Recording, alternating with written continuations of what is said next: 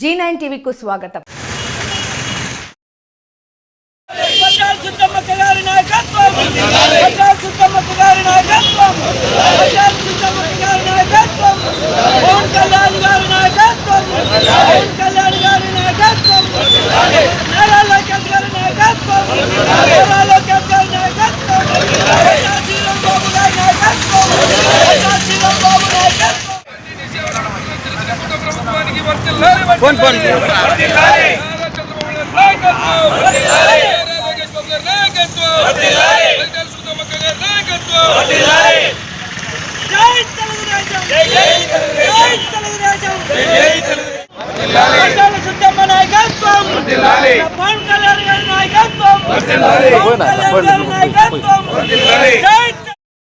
అందరికీ నా నమస్కారాలు.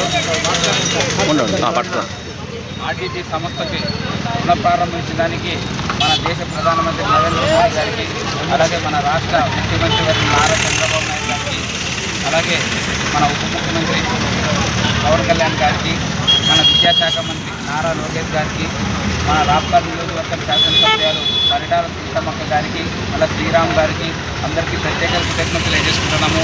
ఎందుకంటే ఆర్టీటీ సంస్థ దాదాపుగా 40 సంవత్సరాల నుంచి నిరుపేదలకి ఎంతోమందికి సహాయ సహకారాలు అందించారు.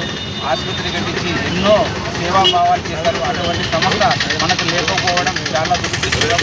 అది మన జిల్లా ఎమ్మెల్యేలందరూ కలిసి ఈ ఆర్టీటీ సంస్థని తీసుకొని రావడం ప్రజలంతా కూడా ఎంతో పెద్ద ఎత్తున సంప్రదించుకుంటారు. ఈ సంస్థ వల్ల ఎన్నో కుటుంబాలు బాగుపడ్డాయి కోసం అని చెప్పేసి ఒక్కరికి కృతజ్ఞతలు తెలియజేసుకుంటే సెలవు.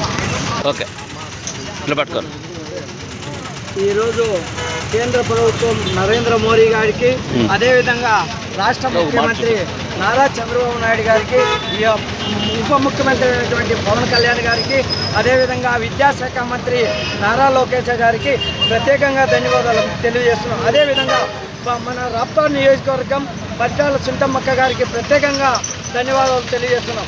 ఎందుకంటే ఈరోజు జిల్లాలో ప్రతి ఎమ్మెల్యేను, ప్రతి ఎంపీను ఆర్టీటీ సంస్థను పునరుద్ధరించాలని కేంద్ర ప్రభుత్వాన్ని అయితేమి, రాష్ట్ర ముఖ్యమంత్రి గారిని అయితేనేమి ప్రత్యేకంగా మన ఎమ్మెల్యేలు చొరవ తీసుకొని ఈరోజు ఆర్టీటీ సంస్థను పునరుద్ధరించడానికి ప్రత్యేకంగా ఎన్డీఏ గవర్నమెంట్కి ధన్యవాదాలు తెలియజేస్తూ, ఈరోజు ఆర్టీసీ సంస్థ అంటే ఇప్పట్లో ఎక్కడ పేద బడుగు బలహీన వర్గాలకి అండగా నిలిచిన ఫెర్రర్ గారికి ప్రత్యేకంగా ధన్యవాదాలు తెలపవచ్చు. ఎందుకంటే పేదలకి ఇల్లు కట్టివ్వడం అయితే కానీ మంచినీళ్ళు కొరతున్న బోర్లు వేయడం అయితే, అదేవిధంగా పేద విద్యార్థుల్ని చదివించడానికి కూడా ముందుకు వచ్చిన ఘనత ఆర్టీటీ సంస్థ అని చెప్పవచ్చు. అదేవిధంగా మన జిల్లాలో పేరుగాంచిన ఆర్టీటీ హాస్పిటల్ అంటే బత్తలపల్లి గుర్తొస్తుంది. ఎందుకంటే ఎక్కడున్న నిరుపేదలైనటువంటి ఎస్టీ, ఎస్సీ ప్రతి ఒక్కరికి, బీసీలకి ఫ్రీగా ఉచిత వైద్యం చేసిన ఘనత ఆర్టీటీ సంస్థకి దక్కుతుందని, అదేవిధంగా ఈరోజు కేంద్ర ప్రభుత్వం దీన్ని పునరుద్ధరించినందుకు గాను మన రూరల్ మండలం నుండి పాపంపేట ఎన్డీఏ నాయకులందు ప్రత్యేకంగా పాలాభిషేకం చేసి ఈరోజు ఎన్డీఏ గవర్నమెంట్కి ధన్యవాదాలు తెలియజేస్తూ సెలవు తీసుకుంటున్నాం. ఉమ్మడి అనంతపురం జిల్లా వాసులకు శుభదినం.